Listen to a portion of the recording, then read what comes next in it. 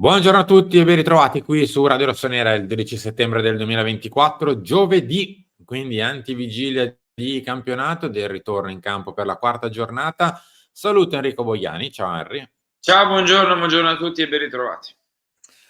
E quindi sì, insomma, tra poco si tornerà a parlare solo e soltanto di campo, ultime, diciamo così, propagini di sosta nazionali, quindi qualche intervista, qualche giudizio, questione stadio, questioni riguardanti la proprietà, eccetera, eccetera. Quindi oggi ci dedichiamo a questo. Partirei, Henry, subito da I Boban. like. I like.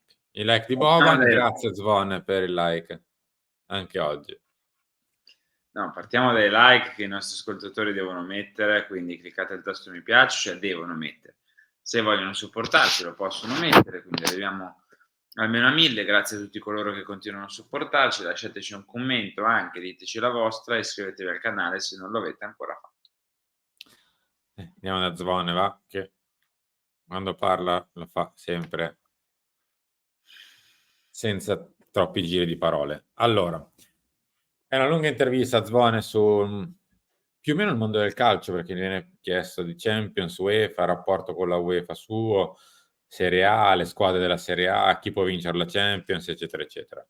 In tutto questo ci sono anche 3-4 domande sul Milan. Gli viene chiesto inizialmente com'è la tua situazione attuale con il Milan. Possiamo parlare della squadra, purtroppo siamo ancora in tribunale, ma certo che possiamo. Per me il Milan è sempre il Milan. Va bene. Ha trovato giusta la scelta di Fonseca come allenatore? Le prime partite hanno evidenziato parecchia confusione rispetto a tutto il lavoro fatto da Fonseca a Shakhtar, Lille e su inizio Roma. È appena arrivato a Milano, bisogna dargli tempo, ma quello che mi preoccupa è che non abbia ancora la certezza che questa squadra può e deve giocare solamente con il 4-3-3, con Benasser quando entrerà davanti alla difesa, non in panchina. Così le mezzali possono...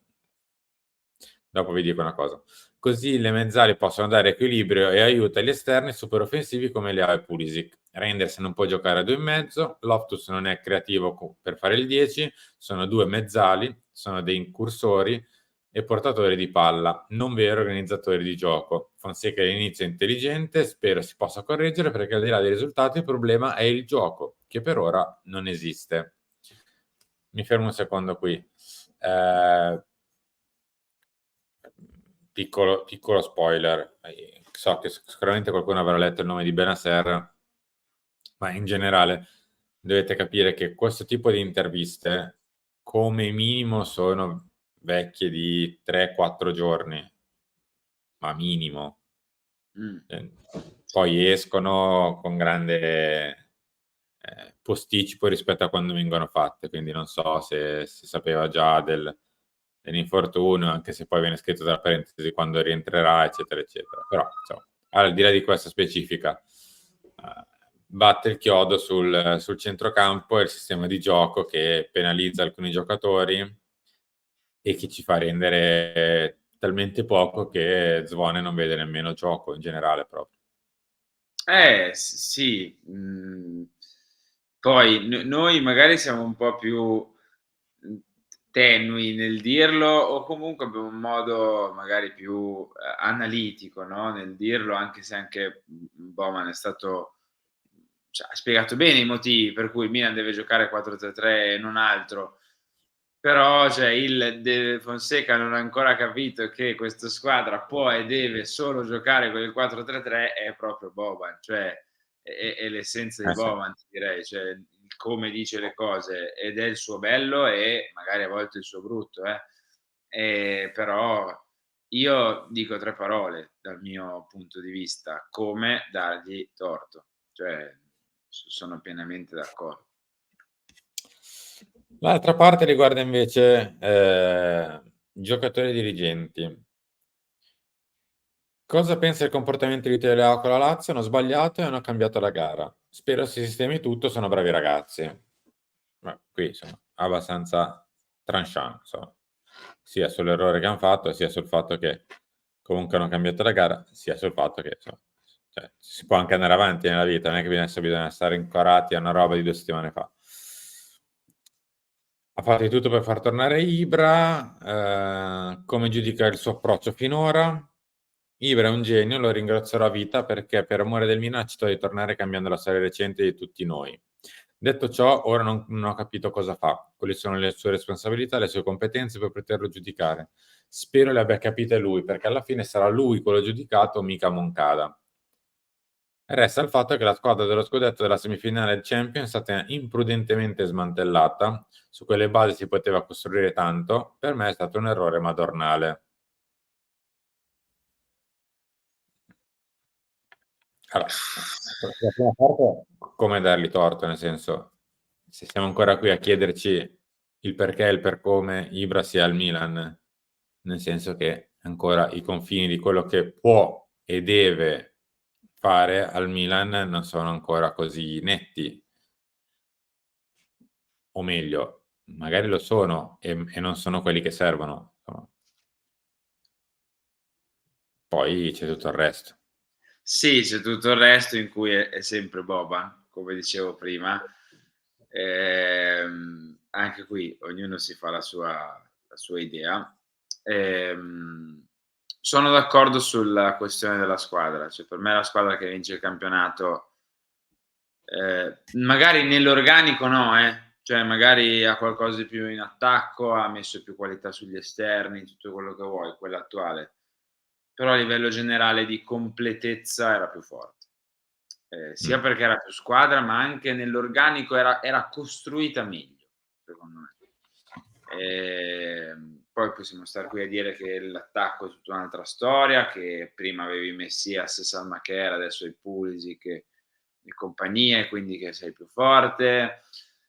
Per me la differenza la faceva il centrocampo in quella squadra lì e un po' di smantellamento da questo punto di vista c'è stato, volenti o nolenti, perché poi su Kessie non è che potevi farci chissà quanto. Sono in parte d'accordo. Restiamo su Ibra, perché oggi su Repubblica esce quest'altro pezzo, l'eclissi di Zlatan, Gaff, vendette, assenze, la parabola di Ibra, un totem in crisi social. Tra i vari punti del pezzo possiamo tirar fuori la questione legata se nemmeno come definirlo, a quello che secondo appunto Enrico Curò è un inciampo, cioè la questione Speed, ve la ricorderete di un po' di tempo fa, che ha parecchio indispettito le proprietà, mi verrebbe da dire, del Milan. La questione legata a assenze piuttosto che vacanze, piuttosto che post social, mentre si è a fare tutt'altro al Milan, cioè che il Milan è a fare tutt'altro, non che lui.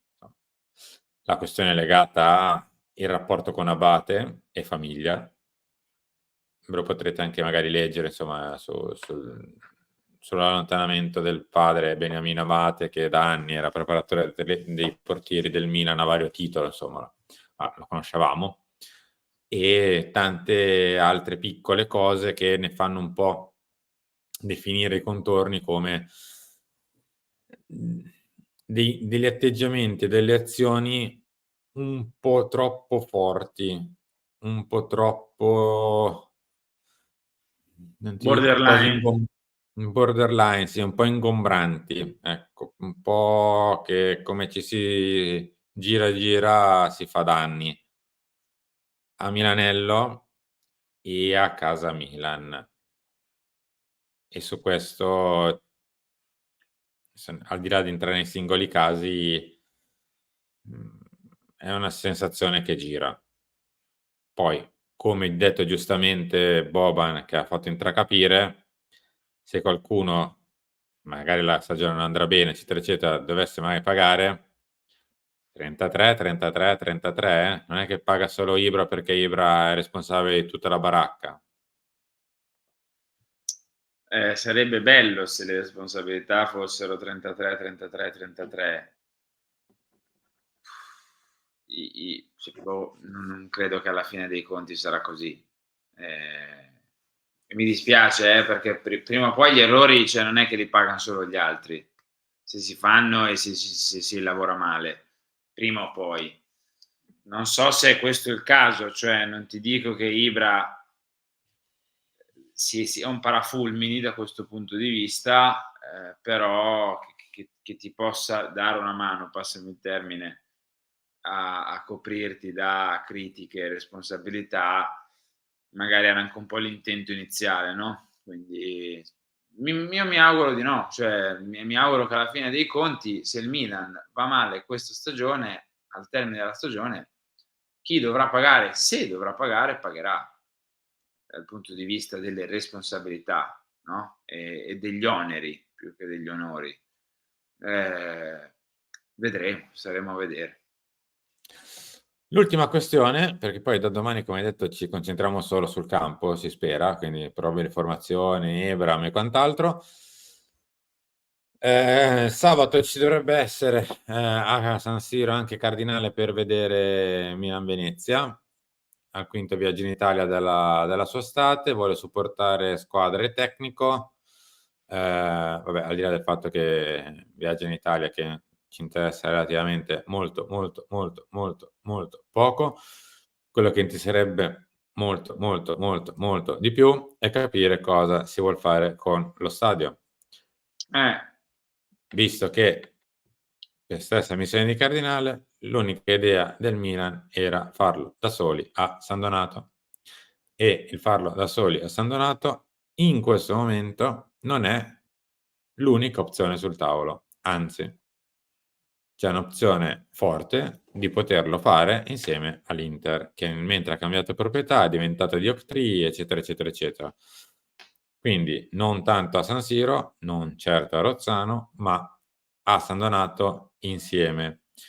E magari ci siamo resi conto noi stessi, pensandoci, sentendo tifosi, voi, tra di voi tifosi, eccetera, era una delle ultime forse, diciamo così, non so neanche come definirle. Non so se chance forse è una parola grossa. Era una delle ultime, vabbè, ipotesi. sì, no, di buoni rapporti con la proprietà, nel senso, se magari ogni tanto si è Ah, chiuso un occhio su un giocatore comprato in più o in meno, sulla gestione di un allenatore, di un dirigente, di una voglia di vincere piuttosto che no, di una presenza piuttosto che no, eccetera, eccetera, era sempre un sì, però almeno con l'asset dello stadio stanno andando avanti, creano i presupposti perché questa società con lo stadio di proprietà da soli a San Donato possa essere poi una squadra competitiva in Europa per davvero.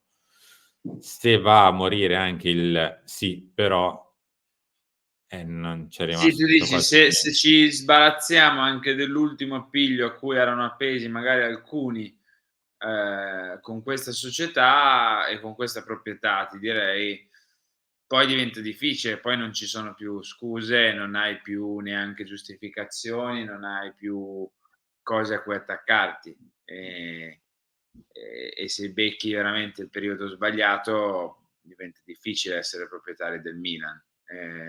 No, ma al di là di questo, cioè, è il giudizio in sé che poi a quel punto sarebbe negativo, perché Eh, quello intendo. per che cosa verresti ricordato, tra virgolette? Per la parte di merchandising?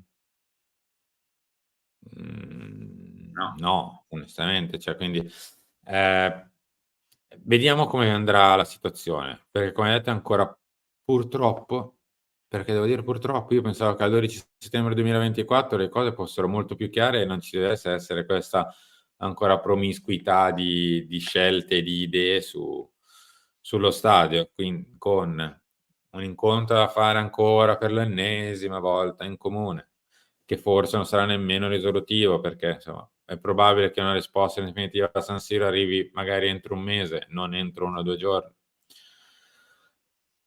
Perché a San Donato pensavamo che eravamo solo e soltanto noi e non insieme, e invece siamo ancora qui e la questione è in piedi, cioè, non è da scartare. Poi magari non se ne fa niente perché non si riesce a concretizzare, perché Oak-Tree si tira indietro, perché Red Bull si tira indietro, perché chiunque può cambiare idea. Però essere onesti, e se fino a qualche mese fa potevamo assolutamente escluderlo, nel corso di quest'estate i dialoghi sono andati avanti e si sono concretizzati del tutto in questi ultimi giorni. Quindi l'ipotesi è in piedi. Staremo a vedere, sì, staremo a vedere, sperando che poi le cose vadano bene, cioè tanto siamo sempre qui a cantarcela, a suonarcela, alla fine quello che vogliamo è che il Milan torni a essere il Milan. Quello che abbiamo visto nell'ultimo periodo di Milan c'è stato molto poco. Dicevi, per cosa verrà ricordato? Io non lo so, di sicuro tu verrai ricordato per la tua super rosa al Fantacalcio 24-25 che ti porterà al successo. L'estate sta finendo e l'asta del Fantacalcio si avvicina. Fantalgoritmo è il miglior strumento per aiutarvi a scegliere gli obiettivi su cui puntare. Da oggi è possibile iscriversi a una nuova lega di Fantacalcio a premi pensata proprio per i tifosi del Milan.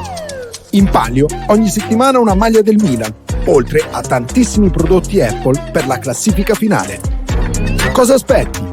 Trovi il link d'accesso in descrizione e sulle storie Instagram di Radio Rossonera.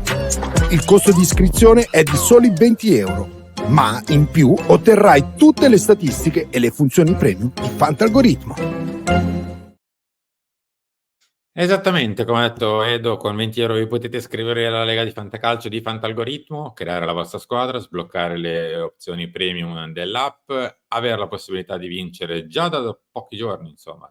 Domani si ricomincia con le formazioni, con le conferenze stampa, eccetera, perché torna la Serie A, potete mettere la vostra formazione, vincere la maglia del Milan che è in palio anche in questa giornata e alla fine del campionato vincere i premi Apple per portarvi a casa qualche gustoso premio che, se almeno il Milan non dovesse magari andare perfettamente secondo logica, almeno potrete telefonare, guardare una serie, insomma, decidete voi. Henry, grazie. Ciao, ci ritroviamo più tardi. A dopo.